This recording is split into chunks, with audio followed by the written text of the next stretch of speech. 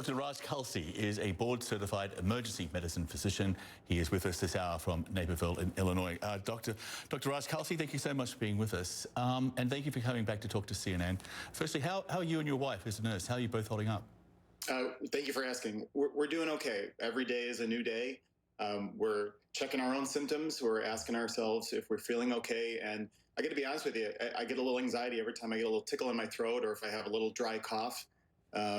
Because you always wonder as a doctor and as a nurse, is that portending that we're going to get this COVID? But thank you for asking. We're doing well.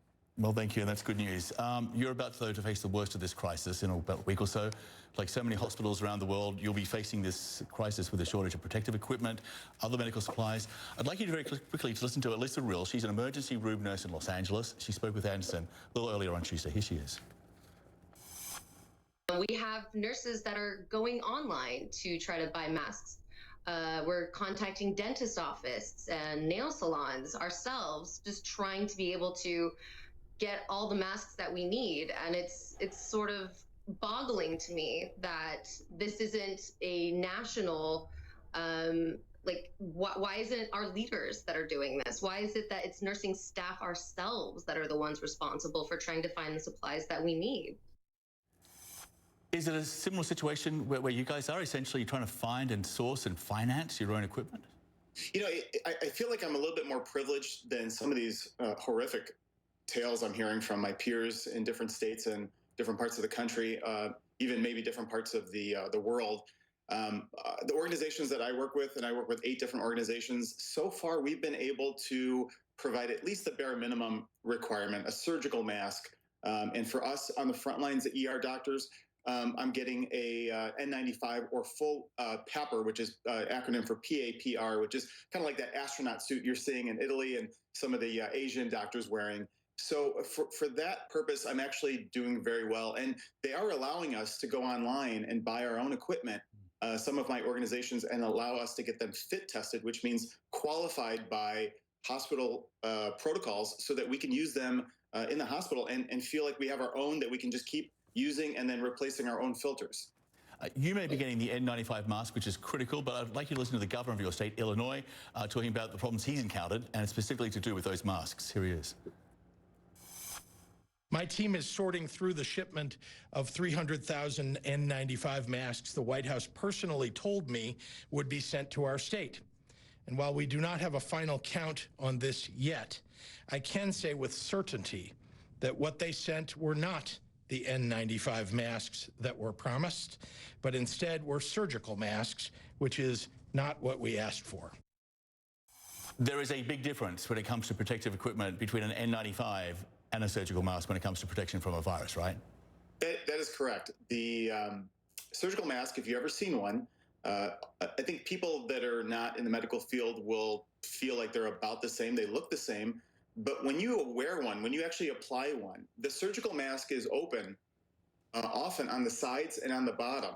And that allows a lot of vectors, meaning viruses and other particulate, to come into the side, up into the bottom, where the top is actually sealed.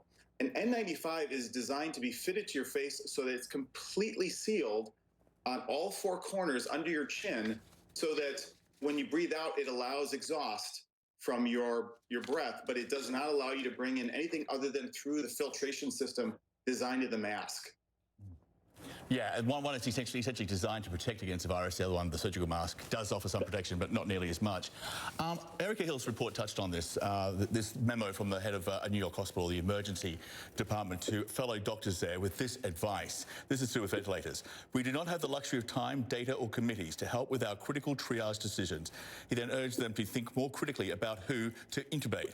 And then he added that doctors will have support in your decision-making at the department and institutional level to withhold futile intubations. So, in other words, doctors in that emergency room will be making life and death decisions pretty much on the fly, and when they do, the hospital will trust their judgment. Are you expecting a similar situation for where you are? If the surge happens where I'm at, and we're in the suburbs and the rural communities outside of Chicago, I absolutely feel like we're going to get to the same point. Our expected surge date can be anywhere between April 7th and April 16th based on the models. And if we get to that point, I'm not sure that we're going to have blanket carte blanche to make the decisions that we want to make. Often as doctors, we're worried about medical legal liability. I haven't heard much talk about that anywhere in the media. We're bound by our oath, the Hippocratic Oath. We're bound by our ethics and morals as people, but then we're bound by the law.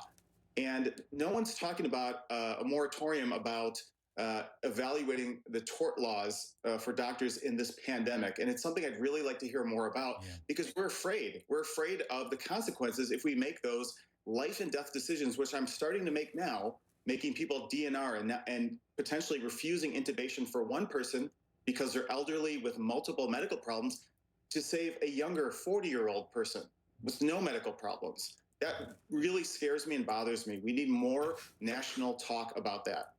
It scare anybody. I mean, it's a terrifying situation. But very quickly, the way to avoid this dilemma in the first place, minimize the number of patients, which is why social distancing at this point is so important, right?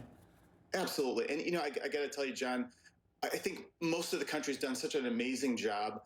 This is maybe a time where people may become complacent and they may feel they're pulling their hair out, like sometimes me and my wife are, as we're homeschooling our 3 kids for the first time ever. God bless our teachers for what they do. But this is a time, and I believe in Dr. Fauci, stay on the accelerator. Let's go another 30 days. Let's do this. Let's do this together. And we can do this. We can make that number, that 100,000 death number, maybe even smaller. I believe it. Yeah, it's a model. It is not destiny. We've got to see what happens. But Dr. Kalsi, thank you for what you do, and thank you for being with us. Thank you, sir. Thank you so much. Appreciate it.